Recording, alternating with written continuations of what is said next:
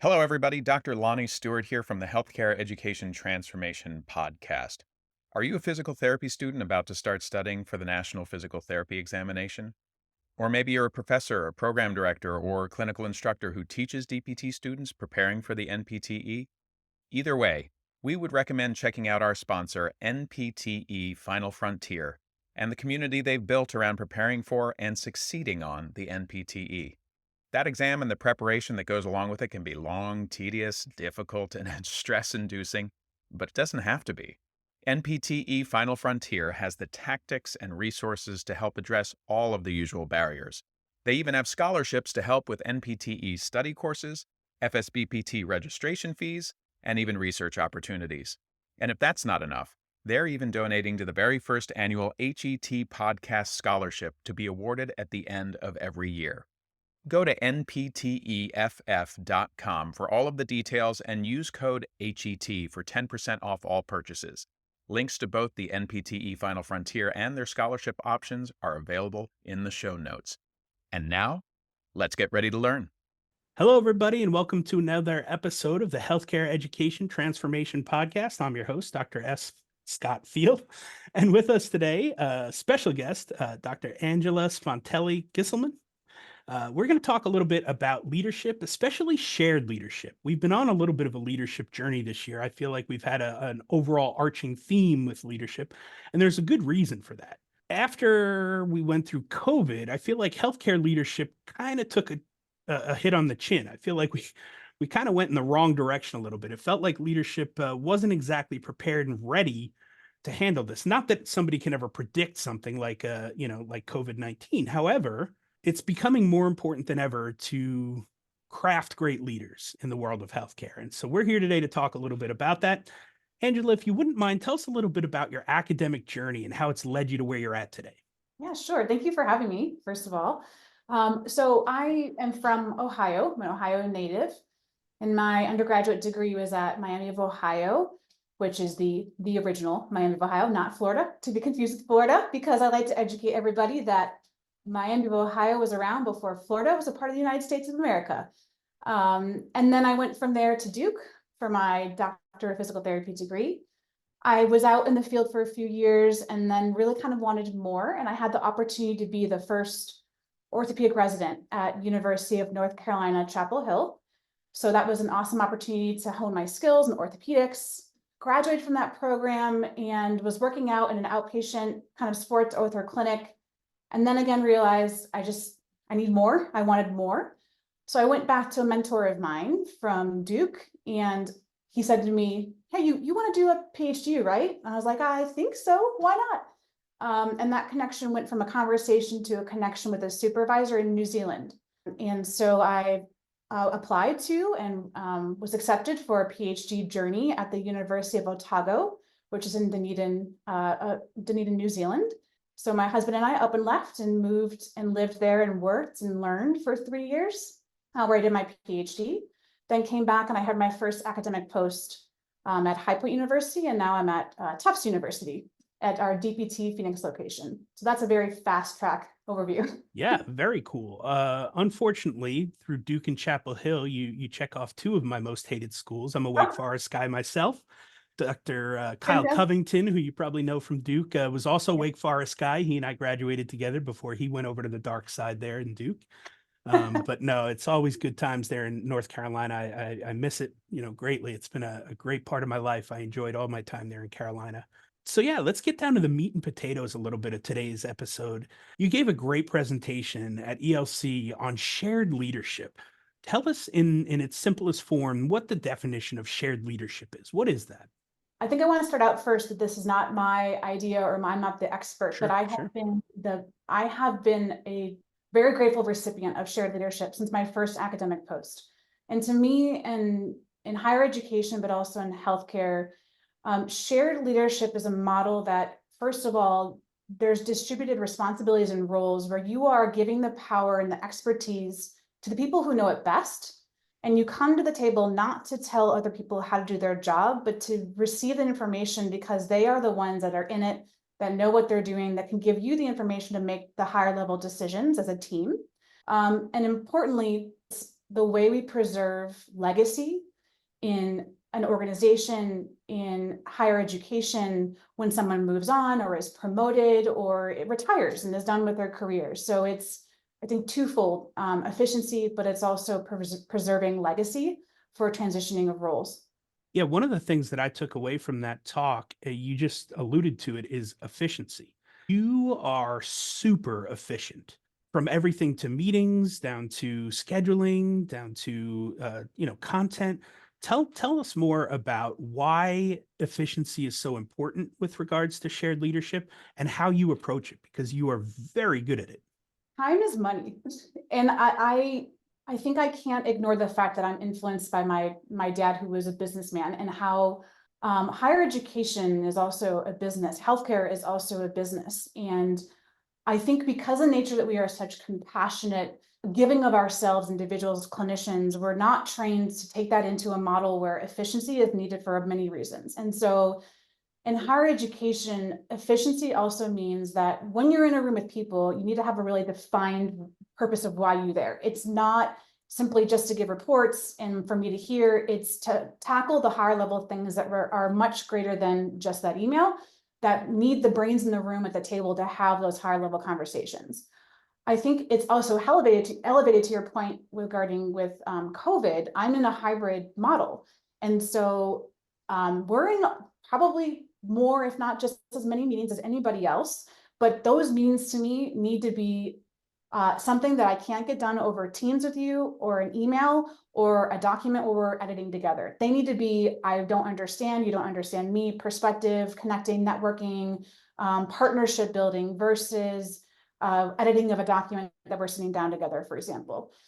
It's critical to getting tasks done, but it's also critical to allowing your team to have an appreciation of your other offices and where there are pinch points, where there are successes, where there are needs. You really don't hear that outside of these shared leadership models unless you have an opportunity, for example, to serve like as an assistant DCE or an assistant role. You can't appreciate the demands that are happening that then might impact how you approach them or how you approach tasks or asks of other people.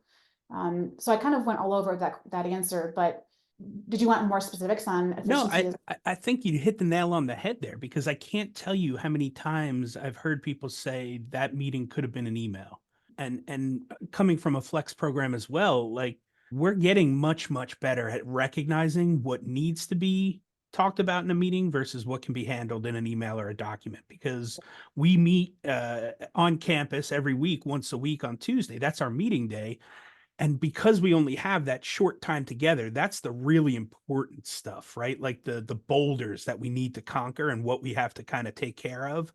Whereas the little micro stuff can be hashed out in an email or a step-by-step document or something like that. So, I feel like that's super important, especially nowadays, post-COVID, like we talked about. We live and die on Zoom meetings these days. So like, if I can give somebody some of their time back, or if I can get some of my time back, that's just super valuable, because that to me has become my biggest asset. But, owning a business as well myself, time is my biggest commodity. That's the thing that I value the most. And so when my time gets wasted, it's super frustrating. So I can see how, especially coming from the leadership aspect of things, you have to be efficient. Otherwise, people kind of lose trust and they lose interest, and they're just like, why are we here? What are we doing? This stuff again? Like, really? Like, so I can see how that can be a real sticking point with regards to shared leadership. What are some of the things that you feel like are like barriers or issues with regards to shared leadership? What are some of the uphill battles and struggles that you've seen with regards to shared leadership? Yeah, I'll definitely go there. I want to go back 1 minute and say Yeah. that I think a critical item that I didn't mention before about why efficiency is important is that I always step back and remind myself that you hire people not because they can sit in meetings. You hire people to teach, to do research, to serve in the clinic, to serve nationally, or whatever it might be in their capacity. And so the more that inefficient meetings get in the way of your people doing their craft, again, it's interfering with your ability to achieve your outcomes, to push your program or your organization to the next level. And so that is why I am so persnickety on, tell me why I'm coming to this meeting, Right. who really needs to be there, and also be courageous enough to say, hey guys, I'm not prepared right now, I'm behind. Like right now for me, I've got a lot going on. So there are meetings where I am canceling 24 hours before and with an apology of I have nothing to lead right now. Yeah. We're going to do this on Teams instead. So I want to just back up because that is protecting people's craft. Like, Yeah. why did you hire them? You did not hire them to sit and to listen Right. to you report out.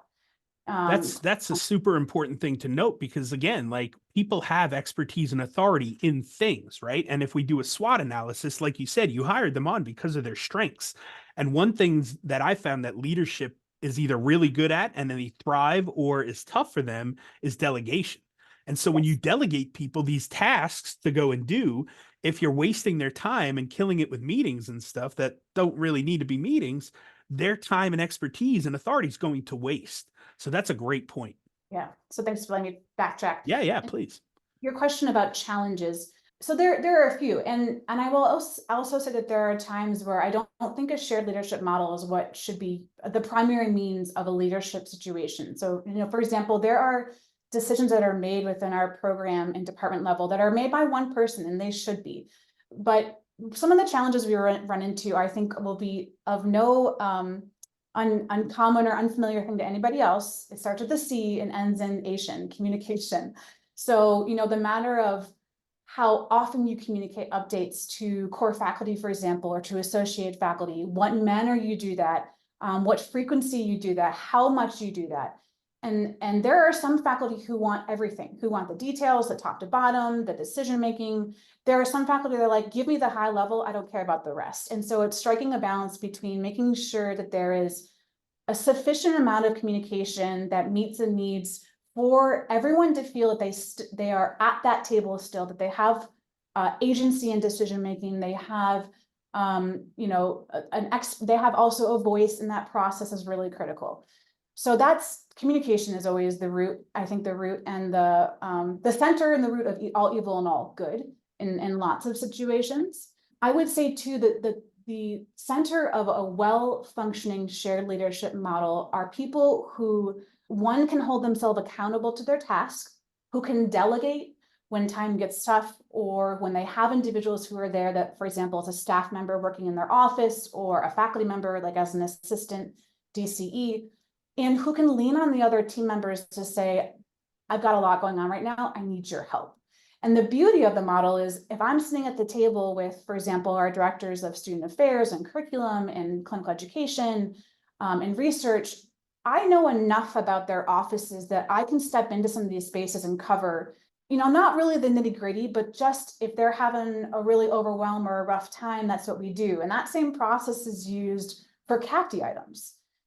Those huge documents that we do for CAPTI are not meant to be for one person, full stop. And so this model allows a kind of tiered approach of a leadership team and the offices that have the expertise in some aspects of the document to be the primary leads on that. But then you're using that information to pull in core faculty with also their insight and their expertise and their knowledge. So it's a shared process as well for items like that that are necessary to any program's progression and success. Yeah. Well, let's talk about the success. Let's flip the script a little. What are some of the benefits and great things you've seen come from shared leadership? And now for a quick shout out to our newest sponsor, Varela Financial. If you're a physical therapist and you have student loan debt, you got to talk to these guys. What makes them unique is that they view financial planning like running hurdles on a track. And for PTs, the first hurdle many of us run into is student loan debt. Varela Financial will help you get over that hurdle. They not only take the time to explain to you which plans you individually qualify for and how those plans work, but they also take the time to show you what your individual case looks like, mapped out within each option. So if you're looking for help on your student loan debt or any area of personal finances, we recommend working with them. I use Varela Financial personally, and they were able to help me lower my student loan repayment from about $1,800 a month down to about $135 per month simply by finding the right repayment plan that best fit me, my family, and our life goals. You can check them out at varelafinancial.com. Link is in the show notes if you need it for reference, and tell them the HET podcast crew sent you. And now back to the show. First and foremost, this is my personal experience. My first academic post was in a shared leadership model as an assistant director of clinical education. And I was at the table with all the other offices, student affairs, research, clinical education, what am I missing? Curriculum. I was in conversations that as a brand new grad for PhD, my first academic post, I had never been exposed to, ever. And I don't think I would have as a core faculty member, where my entire workload was just teaching, and no admin and maybe some research on the side. And I was exposed to things such as budget, CAPT regulations and design, crafting from AFC to SSR requirements. I was in on conversations of really challenging student situations that you just blow your mind. You're like, wow, this happens in academia. I was in conversations about HR. I was in conversations about politics. So all because I had a seat at that table. And so I think I think the beauty of this model is you give more seats at that important decision-making table to young academics, who then can become possibly the next generation of leadership. And this model as well allows those seats to, I hope as well in the future, we are a more and more diverse faculty, all the ways you want to define diversity. And when you have more seats at the table, there's more opportunities for those individuals to have a voice, to be experienced in that area. Because when you go up for that next job, you can now speak to not only just being a part of the conversation, but, oh yes, I was helping draft that document. I did edits. I was involved in this conversation with an academic progression issue with the student, and et cetera. So it exposes you to the breadth and depth of a higher education that is, I think, well beyond just a core faculty position. So that goes into legacy as well, which we spoke about a little bit before, but we are approaching a major tipping point, I think, of faculty in PT. Yeah, we're in trouble. We are, and it is, all of us know faculty turnover is hard. It's expensive. It is draining on all of us. And it's also good though for people when they move on. I'm not saying it's a bad thing, but this type of model, for example, allows me, I'll give you a direct example. We have like some assistant roles, and I have an assistant director of admissions, kind of an informal position in a role, but this faculty member approached me with interest in knowing more about admissions. So I have taken this individual under my wing, has been a part of our meetings, had this experience then to go up for an opportunity for a next job, and could speak directly to experiences and hands-on learning for a role that otherwise would not have been an opportunity for that person. So that legacy is critical and a really huge success. I also really think that at the root of it, at the center of shared leadership, is just a respect for the amount of work it takes to run a program. I think it's hard to appreciate that if you aren't privy to understanding, for example, clinical education and the amount of time and energy and people it takes to do that. And so when you are at this table, this shared leadership model, where you are dipping into other offices and assisting, you're humbled by what it truly takes to run a program like this. In addition to everything that core faculty do, I myself included, with teaching and research, the administrative aspect of it often goes unnoticed because it should allow core faculty and everyone else to do their job, what they need to do, if it's functioning well. So those are some of my top successes or positives of a shared leadership. Yeah, I feel like we need one of those like 90s infomercials, shooting star with the rainbow, the more like if we give our hands on and we get our hands dirty and we actually sit there as core faculty, not just a cog in the wheel, we're privy to all of this stuff going on. It gives a much higher level understanding of what our goal is, what our mission is, what our vision is, and how we can get there. Yes. Because you're right. If you're not working hard and doing all the extra things that need to be done, then when it comes time for a new opportunity or an at bat, if you will, to move up, you don't know the things you need to know to have that experience to level up and say, yeah, hey, I was a part of this. I knew about this. I was doing this. I have a grasp on the understanding of what it takes to fill that position and to do it well. So I think that's a huge takeaway right there. I will also speak to one more, actually. Yeah, if you don't please. mind. So in my role as director of admissions, I have a significant amount of my interface and my time is spent with the department above me. So our overarching department. And what I mean is, I'm communicating with and collaborating with our marketing and enrollment team at Tufts Medical School graduate programs, for example, also enrollment, also admissions. The amount of time it takes and meetings that I have for that position alone, I truly cannot imagine somebody who's doesn't have an administrative portion set aside to do that job fully. And the beauty of it is that when I come to my shared leadership model, my table with my team at DPT Phoenix, Tufts Phoenix, I know my program director doesn't need to micromanage me on what I'm doing. I bring the high level summary of these meetings. I get the information that I need from the people at the table. I go back, I do my job, I bring it back. So it's just an efficient flow from the offices that I'm often interfacing with, the meetings that I have. I'm bringing the most important information back to my program to make the decisions that are going back up to the department level. So it allows, I think, for more seamless communication, collaboration, and partnership between different levels within an organization. And I think that's really critical for PT in both healthcare and higher ed, where we often isolate ourselves, and not intentionally, in a scenario where we can't afford to isolate ourselves any longer, and in a competitive healthcare market. And if you can show your value as a physical therapist and as a physical therapist educator and an administrator to physicians, PAs, whatever it might be, marketing team, that I think really surprises people, and is also another benefit of this model. Well, and that's the reason this whole podcast was started. We're trying to break down silos amongst, healthcare education. We're trying to show what's working, best practices amongst all the different healthcare educators out there. We're not trying to, isolate ourselves and say ours is the best way. This is the model. This is what works, right?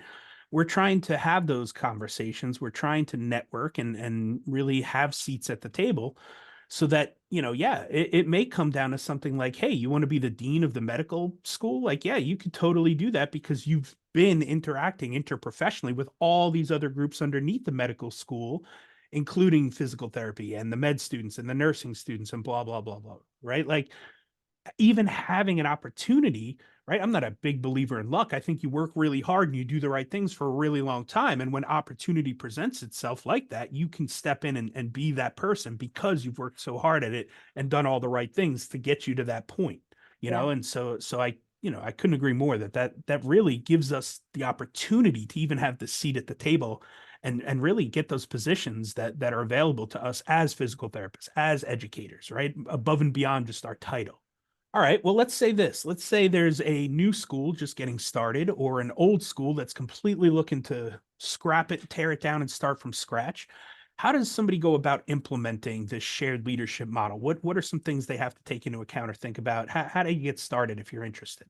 I will first give huge props to a mentor of mine, also our chair of our Department of Rehab Sciences, Dr. Eric Hagedis. I walked into the model, I think, that he started, where I met my first post. And a really, really important part of this model, if you want to allow your people to do it well, is allocating sufficient time for administrative capacity and workload. And that is often a sticky point for individual. It's maybe an awkward situation to talk about. But especially I can speak to my office of admissions. And I think if anyone here is in admissions and physical therapy listening to this, yep. Been there, done that, been on the admissions committee. Yep. My role is not just screening applicants and designing the process and reviewing faculty reviews.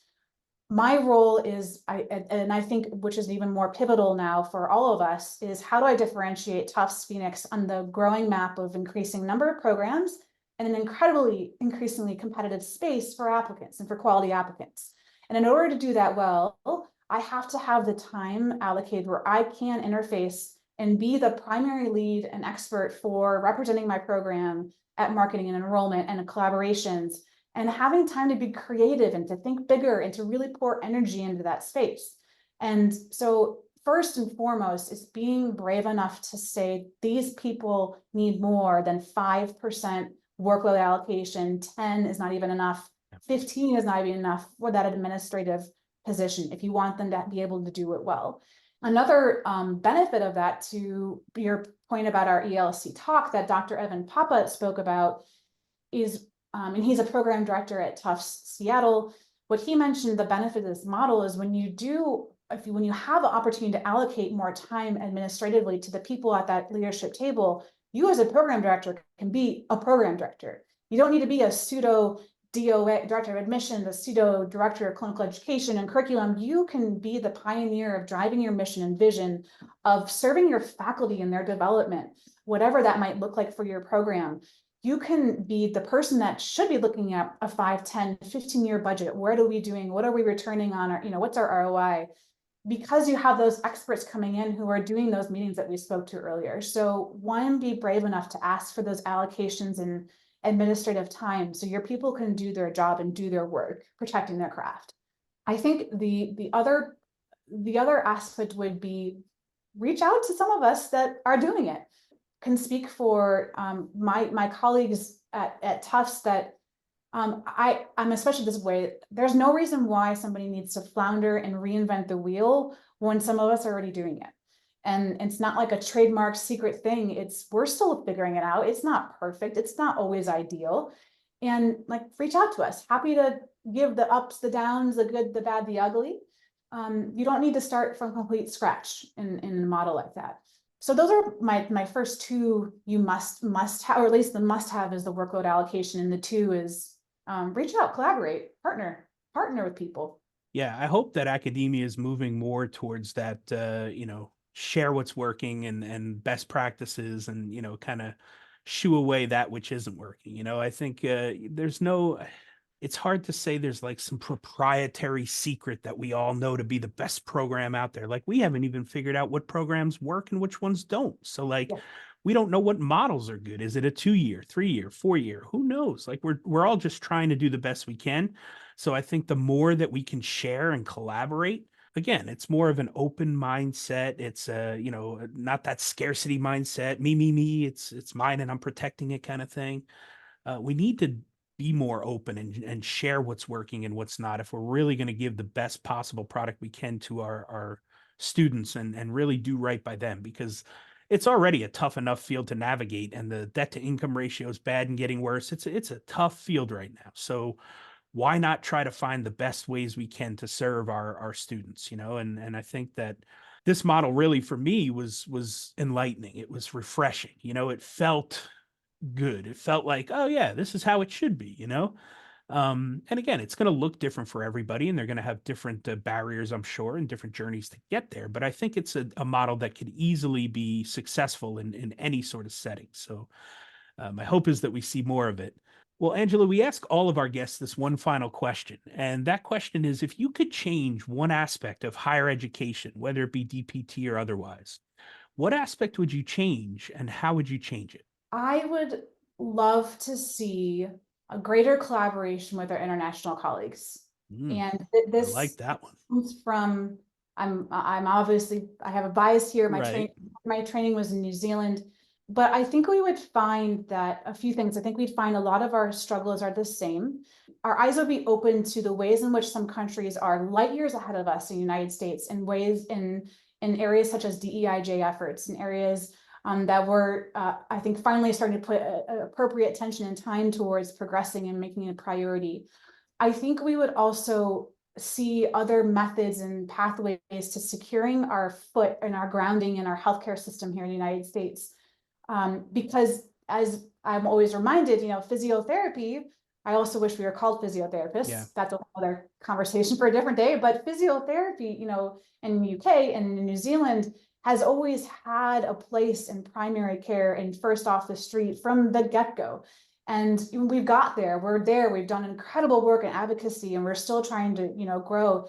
So I just wish we would continue to see that from the education perspective, from ground one with our students, because we do have that through research, we have that through education in terms of a higher education, like a PhD, but wouldn't it be cool to have classroom connections of our students that start that partnership early and grow from there. And they happen organically already on Twitter and ways and that way too in the research space, but I would really love to see more of that intentionally built, because I think we can learn a lot from one another. Big time. I Yeah. love that. I love that take. I feel like you've now opened my mind to like, all right, I got to start looking up some higher education conferences that are international because I know it would greatly enlighten me on teaching methods and, structures and things that they're doing outside of the US, because now I'm just interested. Now I just want to know. I want to learn more. So thank you for that answer. I'm excited to do my due diligence and see what's out there. Angela, it's been an absolute pleasure sharing this conversation with you and having you on to enlighten our audience on shared leadership. Where can people find you or reach out to you if they just have follow-up questions or want to know more about what you're up to and shared leadership? Yeah, thank you. I'm on Twitter, ASG Physio, S as in Sam. So please feel free to direct message me or say hello.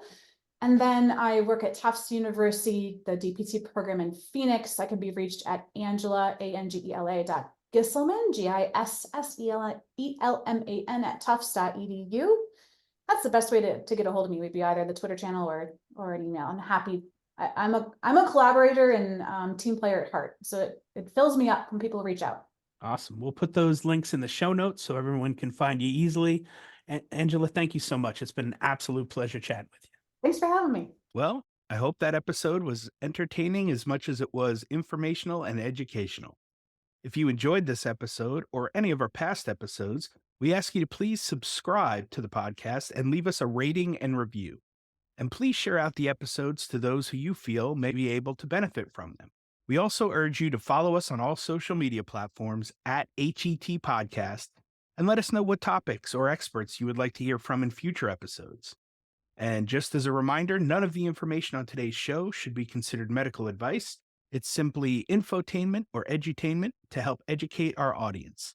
For medical advice, we always advise you to reach out to your preferred medical professionals, and we'll see you on the next show.